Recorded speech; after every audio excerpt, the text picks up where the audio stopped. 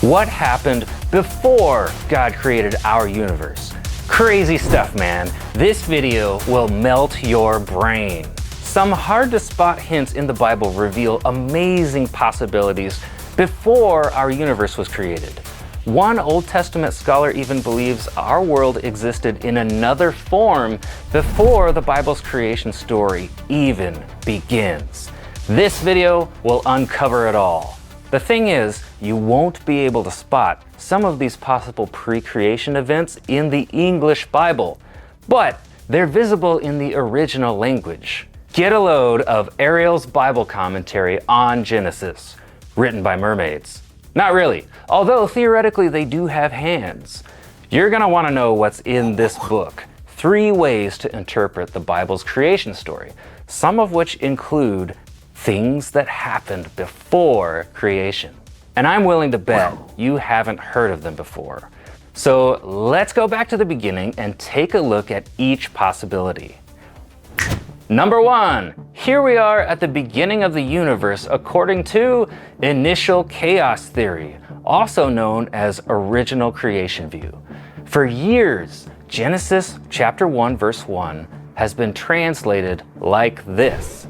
In the beginning, God created the heavens and the earth. Here, matter and earth and heaven were all created instantly from nothing. Initial conditions were chaos. Nothing could survive. Until God began organizing the universe. This is a valid way to interpret this verse. But there's no pre-creation activity in this option, so let's get to the good stuff. I was really surprised to learn that the majority of Hebrew scholars now think Genesis 1 should have been translated another way, which brings us to number 2. Here we are at the edge of time and space.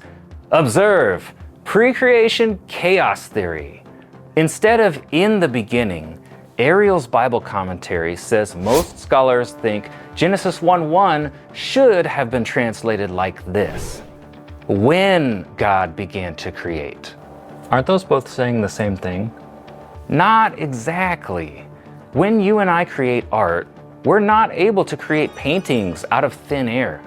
We have to use pre-existing things like paint and a canvas. So even for us, the word create doesn't really mean creating something from nothing.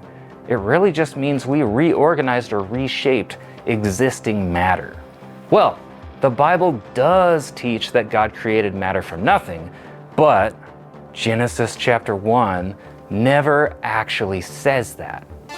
We've been borrowing that idea from elsewhere in the Bible, like Romans 4:17, Hebrews 11:3, or the extra-biblical book 2 Maccabees 7:28, which states that God created everything from things that did not exist. But in Genesis 1, the word for create has several possible meanings. One is to shape, fashion, or form. 2 more commentaries say this word conveys the idea of ordering or determining function.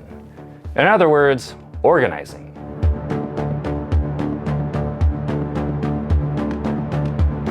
What does this tell us about Genesis chapter 1 though? It could be describing God reshaping matter he created long before, giving creation a function or purpose, or organizing the universe.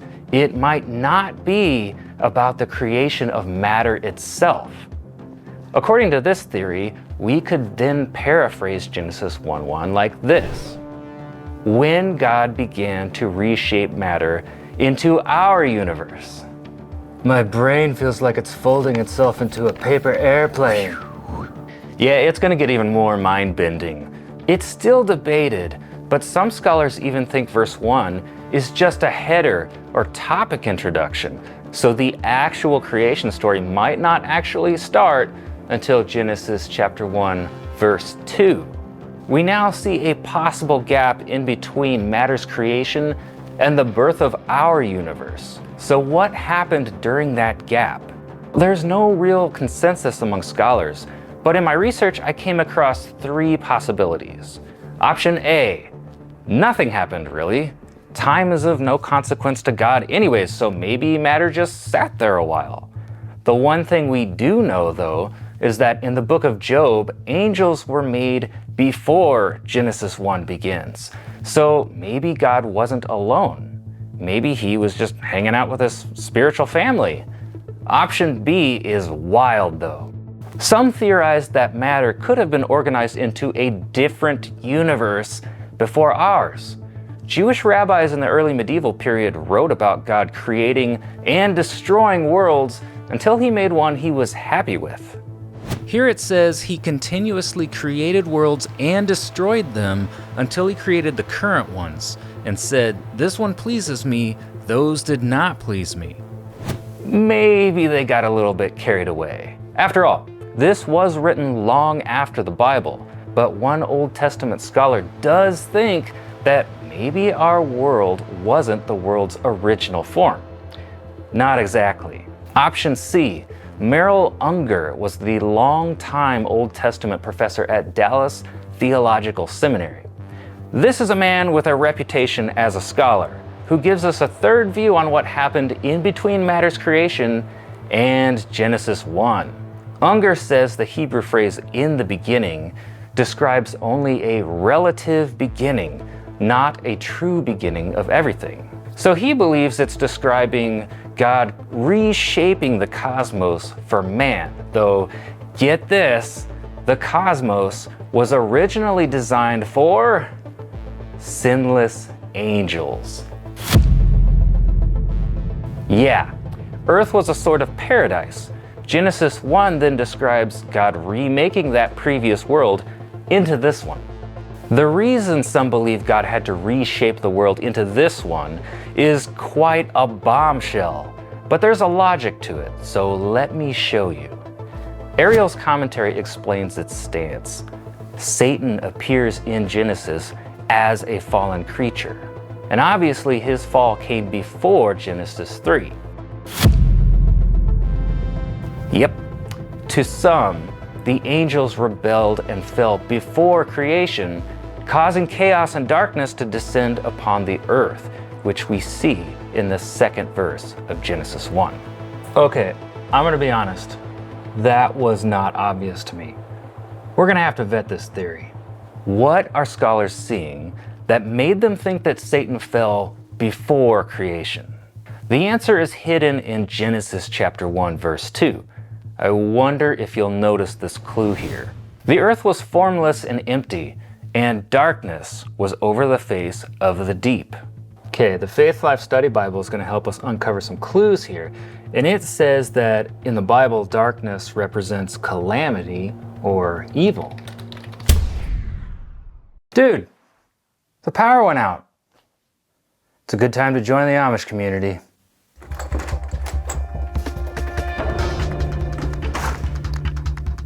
There we go. Voila! So if you take the symbolic meaning, it would mean that evil and chaos actually existed before creation. Pretty wild. We also have another mysterious phrase here, the deep. The Hebrew phrase tehom, which means the cosmic waters of chaos. Wait a sec, why does chaos exist if humans haven't even sinned yet? E.J. Young and D. Bruce Waltke from Dallas Theological Seminary think Satan possibly fell before creation too, leaving the earth in a state of what they call divine judgment. What I read in Ariel's commentary was a bit of a shocker. I was surprised to hear that the majority believe Satan fell before creation, not when the serpent, who Revelation associates with Satan, tempted Adam and Eve in the Garden of Eden.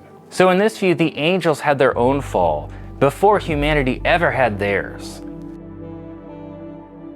I traced this view of an earlier fall of angels back to Augustine, who said it was a possibility Satan rebelled shortly after he was created.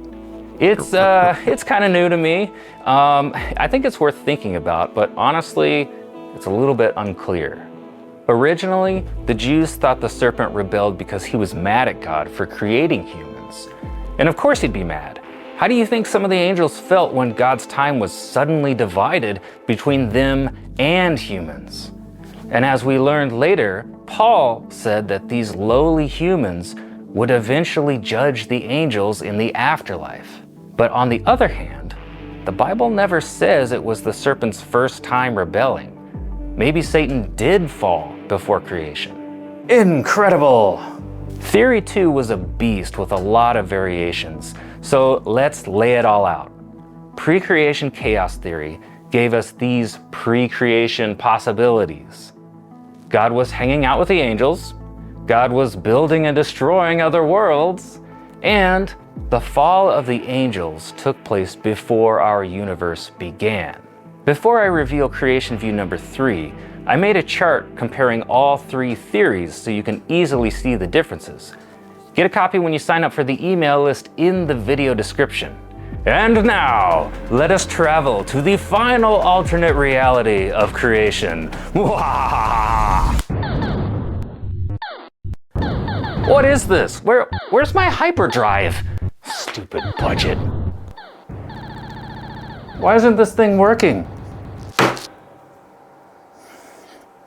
This is gap theory, or restitution theory. It's similar to the last theory we discussed, except it takes Genesis 1:1 as the true beginning of everything. Creation out of nothing, not a reshaping of matter. However, there's still a gap between the creation of matter in Genesis 1:1 and the famous 6 days of creation. The gap of time occurs in between verse 1 and verse 2. During this time, Satan fell, bringing judgment on the earth, just like pre-creation chaos theory. It's him being here that makes this place bad. Then the first day of creation began in verse 3. All right, it's time to weigh in on all 3 theories.